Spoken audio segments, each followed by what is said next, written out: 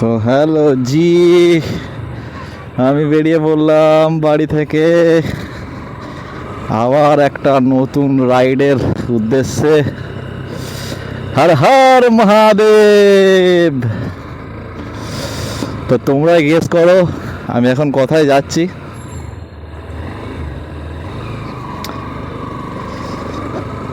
Plan ছিল না, কালকে হঠাৎ করে আমার বন্ধু ফোন করলো, বলছে চল ভাই একটু কুম্ভে ডুব দিয়ে আসি। আমার তো খুব ইচ্ছা ছিল কুম্ভে যাওয়ার, কিন্তু কদিন ধরে যা নিউজ দেখছিলাম টিভিতে, ভাই রে ভাই পুরো মাথা নষ্ট। আমি তো ভাবছিলাম 144 বছর ছাড়া আসে কুম্ভ। আমার মনে হয় আর এ জন্মে তো হবেই না, আরো 3টে জন্ম নিতে হবে কুম্ভে চান করার জন্যে। কারণ আমার তো সব খবর দেখে পুরো একদম ভয়ে হাত পা কাঁটা। তারপর যখন বৈদিকদার ভিডিওটা দেখলাম কালকে 5:30টার সময়, বৈদিকদা একটা আপডেট দিয়েছিল কুম্ভ নিয়ে, যে রাস্তাঘাট ফাঁকা আছে, তোমরা নির্দ্বিধায় চলে আসতে পারো। রাত্রেও আপডেট দিয়েছিল, দেখলাম যে মোটামুটি কন্ডিশান ঠিক আছে, আগের থেকে বেটার আছে। তখন আমি ফোন করি ওকে, বললো ঠিক আছে চল। তো বেরিয়ে পড়েছি আজকে। মোটামুটি আমি বেরিয়েছি শ্যামপুর থেকে, ও আছে কলকাতায়। এখন আমি এখান থেকে যাব ওর বাড়ি। তার আগে আমার বন্ধু একটা আছে দেউলটিতে, ওর কাছ থেকে একটা ক্যামেরা কালেক্ট করব। আমার হাওয়া দেওয়ার মেশিনটা খারাপ হয়ে গেছে, ওর কাছ থেকে ওইটা নেব, নিয়ে তারপর বেরোবো কলকাতার উদ্দেশ্যে। দিয়ে ওখানে মোটামুটি একটু রেস্ট নিয়ে আর খাওয়া দাওয়া করে তারপর রাত্রে বেরোবো প্রয়াগরাজ। তো তোমরা সবাই জানো কদিন আগেই আমরা সিকিম ট্যুর করে ফিরেছি। মাঝে ছোটোখাটো রাইড হয়েছে, কিন্তু সেগুলোর ভিডিও আমি আপলোড করতে পারিনি, কারণ আমার সিকিম থেকে এসে বেশ কাজের চাপ ছিল, বেশ মানে প্রচুর কাজের চাপ ছিল। তো যাওয়ার তো প্ল্যান ছিল অনেক জায়গায়, কিন্তু কাজের চাপে যেতে পারিনি। তো যেহেতু আজকে শনিবার, তারপর কালকে রবিবার, সোমবার সরস্বতী পুজো, টানা কয়েকটা দিন ছুটি আছে, তাই ভাবলাম এই ফাঁকে একটা লং রাইড মারা যেতেই পারে।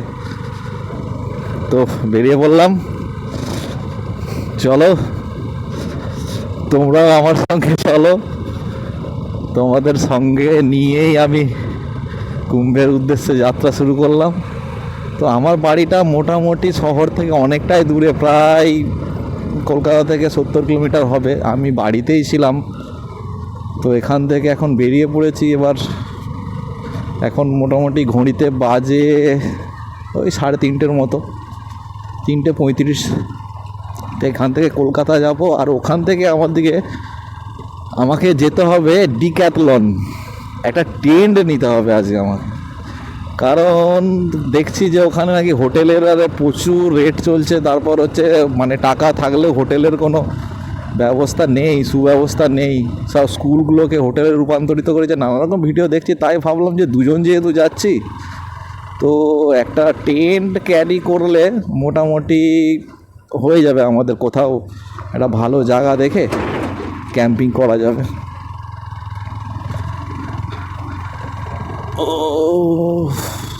আমাদের এদিকের ভেতরের রাস্তাটা একটু সরুই, আর 1 মিনিট গেলে মোটামুটি আমরা শ্যামপুর বাগনান রোড উঠে পড়ব। চলেই এসছি, সামনেই আছে।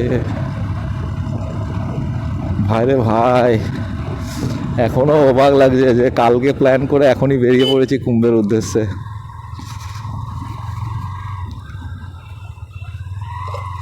চলে এলাম বর্দাপাড়।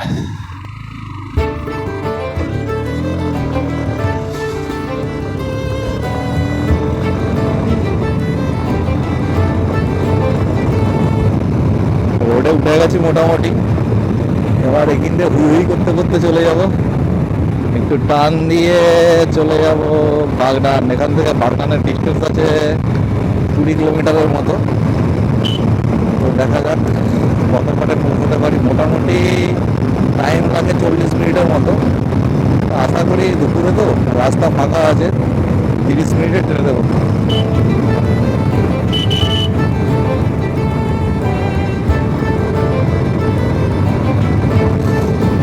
কালকে রাত্রে মোটামুটি আমি একটু ফিউল আপ করে রেখেছিলাম, মোটামুটি কলকাতা চলে যাওয়া যাবে। তো এখন ফিউল আপ করার দরকার নেই, কারণ আমাদের গ্রামের দিকে প্রিমিয়াম পেট্রোলটা পাওয়াই যায় না হাই রোড ছাড়া। আর আমি তো একটু গাড়িতে প্রিমিয়াম পেট্রোলই ঢালি।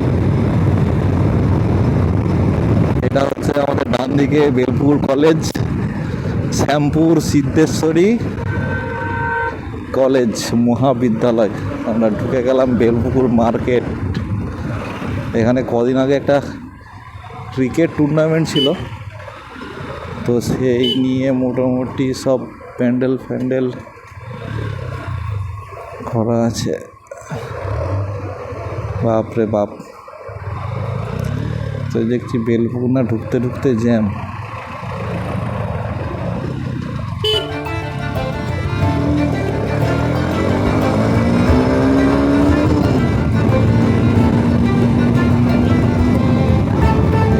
রিভিউ করতে করতে চলে যাবো মোটামুটি আমরা।